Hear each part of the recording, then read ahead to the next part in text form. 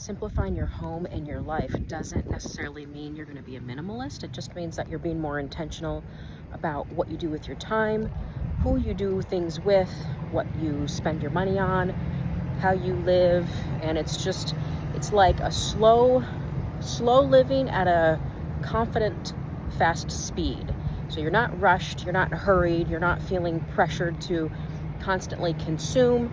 You are confidently moving forward in the direction that you want to go, allowing God to lead and guide you. And it's like faith and works and rest all combined. When I snapped out of chasing trends and chasing sales and chasing constantly going to different stores, buying and returning, running to Home Goods, running to Target, caring about the latest drop, like as soon as I snapped out of it, it was like literally a light bulb. Like I had woken up from a place that I was in for years, like a chaotic fuzziness that I was in. I suddenly had clarity and was like, what am I doing? What is the purpose in all of this? And how much time of my life have I traded to obtain these things and to live this way?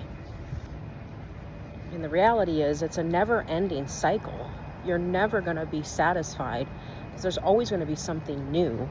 And if you're just looking to fill in every place in your home, every corner, every wall, and it's just, and that's your goal, you're missing out on life. So for me, like I traded some really great years that I had. My kids were little. I was a great mom. I homeschooled. But, in hindsight, could I have done better? Of course. I had spent a lot of time organizing and just returning and buying stuff and running to the stores. Like if an influencer would tell me to go run, get that. I remember running to the at-home store. I'm like, I need to buy these plastic flowers in this plastic vase because it looks so good together. Really, it was just junk. I was trading my life for meaningless things. So you want your home to feel cozy, collected, curated.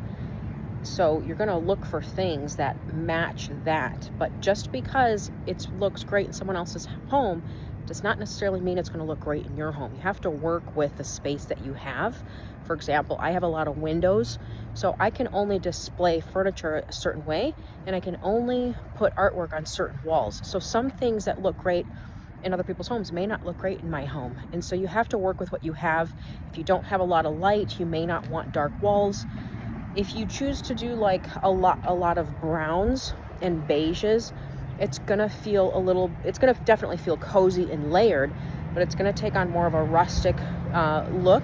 If you want white, if you want it to be more modern, you're gonna add in more contrast, bold blacks with whites and maybe some wood tones to cozy it up. I personally like to have a little bit of both depending on the seasons. So from January to June, what I do is I like things to be more fresh and airy. I'm looking to pull back a little bit and to really take note of the area in the space and emphasize the space itself. Keep things lighter, fresher, bring in maybe some marbles. I'll pick up a couple spring pieces. It won't be heavy feeling though. And then July to December, that's when I'm bringing in more of those cozy layers. Even if it's 100 degrees out here, I'm transitioning the home to a cozier feeling. That's when I'm bringing in more browns, maybe a little bit more pattern, and that brings me into the Christmas season, which of course I go all out for. Layers, patterns, blings, fun. That's really where my creative juices flow, and that's such a good time to go all in and really like, I don't want to hold back. I want to have fun on this season. But January to June is like simplified. It's very intentional. It's lighter. It's airier. It's not heavy. It's an environment that makes you want to feel fresh and alive and active. Really wants to reciprocate back to you that really health and well-being. Get your butt off the couch. It's not laying around watching TVs. I'm not curling up under a blanket every day, except for in bed. I'm really looking for my space to say, hey, Lisha, you want to feel alive. You want to feel young and full of vitality. Let's get you going. So I'll add in fresh flowers or some greenery, really keep things simple. And when it's simple, you don't feel as anxious either. Having too much in your home can lead to a lot of anxiety and anxiousness, can definitely make you feel more chaotic in your thinking. You feel overwhelmed easy, which that can boost anybody's cortisol levels, will help make you put on more weight. So it's really going against you. If you're feeling like you're anxious, or you're like, oh, I just don't feel, you probably need to declutter and tone it down a little bit. Doesn't mean you have to get rid of everything. You can put some things away for different seasons. But when you simplify your space, you will feel more clear and be able to make clearer decisions.